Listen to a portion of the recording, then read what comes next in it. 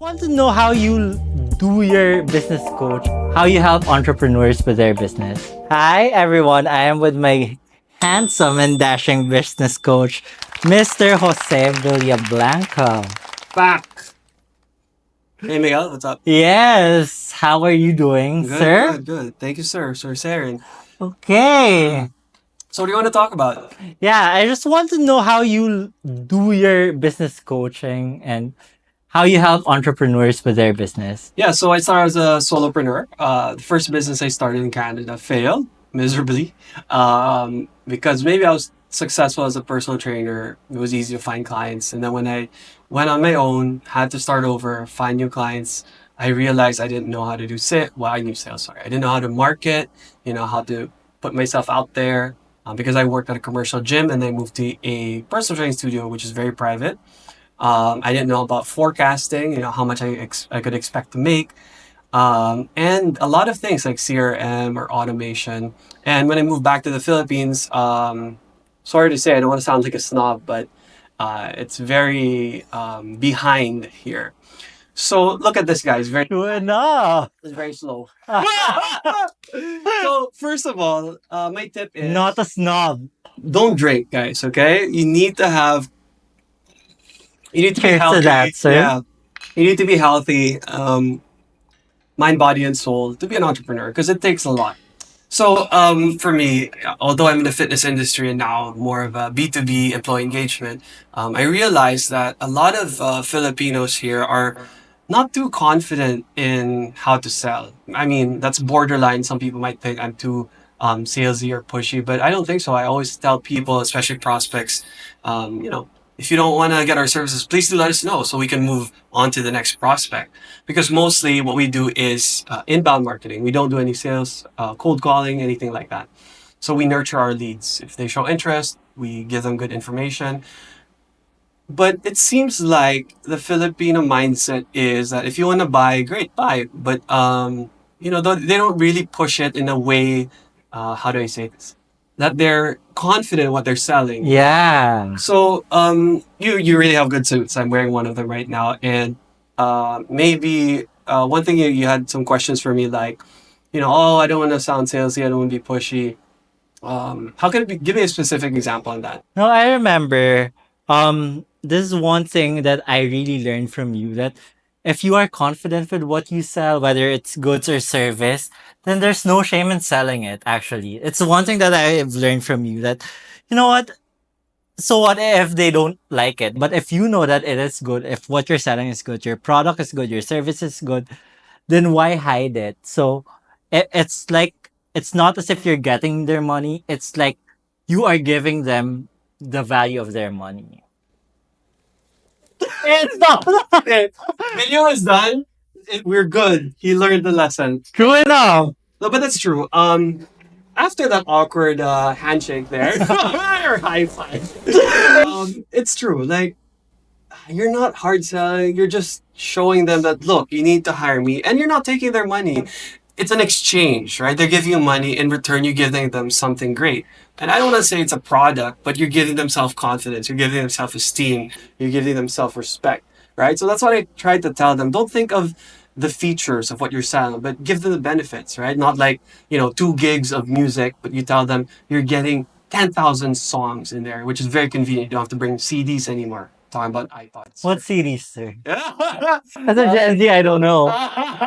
So you know what I mean. So a lot of people, well, if you don't just Google iPods or CDs, you remember the days when there's anti-skip. Have you ever had that issue? No, so CDs. Yeah. So anyway, talk about the benefits and not features. So that's one thing. Another I would say is when you're trying to ask for referrals, you're um I don't know the right word. I want to be diplomatic here, but shy, or you don't want to sound again pushy. But I was Yeah. saying, you know what? If people love your suits, they will be happy to recommend you. Right? So that's a really great gauge to see if your clients love you. True enough. When you ask for a referral, they'll be happy to give you referrals. When you ask for referrals and they don't give you any referral, then that's a different story. Maybe Question your product or your yeah, service. or they just don't have any referrals for you. So obviously, there's just more than one hypothesis there. So I would always ask for referrals. Hey, since you love our product or service, is there anyone else that I could help just like you to gain more self confidence and self esteem? So, what I teach people as well is systemize asking for referrals. You get them in the door, you do the consultation, you sell them on your product. All right, they buy from you. They could be a repeat customer, and then you ask them for referrals. I'm sure they know other people that need suits, right? It's not like, oh my God, I'm gonna sound mean here, but it's like, people that you service would definitely wear suits, right? It's not like, you're getting, I don't know, rank and file person and they don't have anyone else to wear suits or friends that they know. So CEOs know other CEOs, business owners would know other business owners. So they Yes. should be able to recommend you. So Yes. yeah, did that help? Yes, indeed. I like how, you pushed me to sell and ask for referrals. Because again, if people would be willing to refer you, that also speaks a lot about themselves, right? Because, oh, this man gives good referrals. So I think there's no really shame in asking for referrals from your clients. Thank you for teaching me that, You're sir. welcome. You're welcome. So besides asking for referrals, is there anything that kind of awakened you? You know what? I just realized, like, as Filipinos, we are very, as you mentioned, we're shy, we're very timid, we're very Passive, we're very aggressive. passive. We're very passive when it comes to selling. But if you want to have like global mindset, it was really helpful to have you as a business coach because you gave me like, also what's wrong? Well, as you would always say, you know what, in Canada, but it's really like that in Canada. So might as well do it here. Because who knows if, asking for a referral can give you to the next big lead. And as a matter of fact, one of my biggest clients, someone who would order various suits in a month, came from a referral from another client. So there's no shame in trying. Exactly. So, ayun, I think the biggest, it would definitely be the mindset of selling. That's one thing I want to help Filipinos. You know, Obviously, if you're not selling snake oil and you're selling something really good, push, right? You're helping people push, right? But not, hard selling. There's a fine line. How about suit with snake? All right, I think we're done here. Hmm. So systemizing it, right? Forecasting every year, every quarter, what you could expect. Asking for testimonials, right? You want to tell Yeah. your story. So being with you and seeing these guys from different walks of life. Some people who are getting ready for a wedding. Some people just need a new suit for work, right? Some people need a barong for, like I said, wedding earlier. And listening to their stories, right? You want to have different avatars that resonate to different people that are your target market. So, I don't see enough testimonials from a lot of small business owners. And that's one thing you need to constantly update because then they can say, oh, I can resonate with Jeffrey here. Oh, I can resonate with Jose here. Oh, I can resonate with one, the three J's. Yeah, as a matter of fact, that's one thing that you are really helping me with, asking for testimonials. Sir Jose is actually helping me with my testimonial video. So all the testimonial videos you will be seeing on my Instagram at Miguel.Manila, it's from Mr. Keys from behind the camera and Sir Jose. Thanks, thanks. So hopefully people get to resonate. Yeah. And hopefully you tell your stories from different walks of life.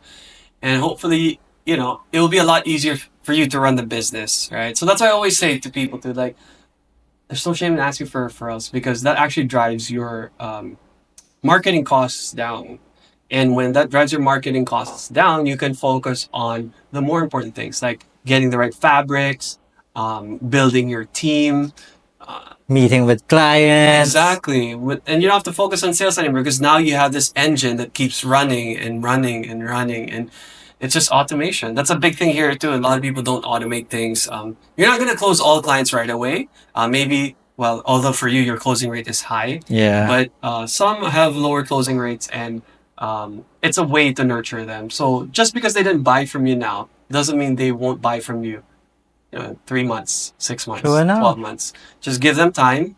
Make sure that they're in your mailing list. Always try to give good tips that they can use so that they stay on your mailing list. Thank you for that, Sir Thank Jose. you, Sir Saren. Is there anything else? Ah, you know what? You've taught me so much. I think that's the best we can share Mm. right now, but I'm sure Actually, you have a lot. I have Why? another. Yes, sir. Solopreneurs, right? So for me, I started out as a solopreneur when I moved back to the Philippines. So I always ask myself, how can I duplicate myself? So for me as a personal trainer, I was fully booked. I hired a personal trainer under me, and he started servicing the clients. He got fully booked, hired an admin. You know, she was fully booked, hired another admin to help out. And because of my failures, and I want to tell people this, it's okay to fail as long as you learn from it, because it's a learning lesson. Sometimes you fail, sometimes you win. You lose some, you dim some, You you win some, you lose lose some, some, you you dim do some. some. All right. So you can either win or you can learn. You never lose. All right. In fact, for me, I learned a lot from my failures more than my successes because sometimes you don't really look at what was successful, but when you fail, you try to figure it out. What went wrong? What can I do better? And you have to listen to those negative emotions too, because it does tell you something. Don't just block them out. Obviously enjoy the good emotions, but at the same time, learn from the bad emotions and what you can do better. So that's it. Automate, do better at sales, learn from your mistakes. How can you grow? And I think that's one of the biggest teachers that I had when I failed my first business because I used my savings, I, I used my line of credit, my credit card. And after that, when I started my business here, I didn't want anyone's money. I didn't want them to invest in me because I wanted to make sure that I had a healthy business and then just kept growing organically. So hopefully I Thank can you help. to those teachers that I indeed have a So mentor. that's why you need a mentor. I also want to say Yeah. that. It's either you pay with experience or mistakes, or you pay a mentor or a business coach to avoid those mistakes. So it's up to you. Here, not hard selling. It's up to you. Do you have what resources do you have more of? Money or time, right? Some people don't have the time, so they'll spend money to invest in a business coach. Some people don't have the money, so they invest in time and learn from their experience. So it's up to you to decide. Thank you, Sir Jose. Sir, cheers. I hope that has helped you Cheers to guys and that. to all the solopreneurs out there. I'm trying to help more service solopreneurs grow their business. Hit him up.